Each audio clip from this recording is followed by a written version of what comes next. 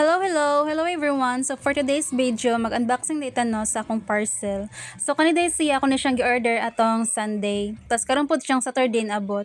Ang unang naka-order ani is akong manghod si Lara.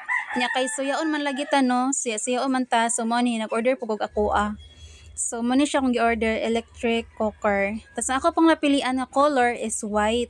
Kaya, according sa akong manghod, is nice gud daw siya gamiton, ag very comfortable. Yeah, of course, kaya sayaon man ta, order po kung ako, di mo magpalupig. So, muna siyang iyang mga sulod.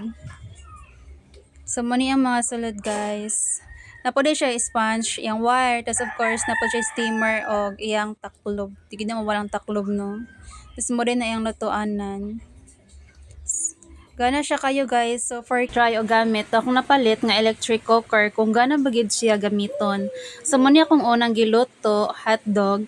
So sa kaning sa electric cooker no, nada siya adjust. Pwede siya adjust na to ang iyang heat. Na siya 1 and 2. Ang 1 muna siya ang hinay lang nga kainit, then ang 2 muna siyang kusog-kusog. Pero ang kanya kong gigamit karon is 1 lang ni siya.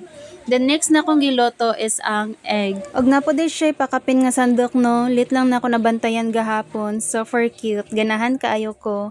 And actually akong ate nag-order pod siya iyaha ani.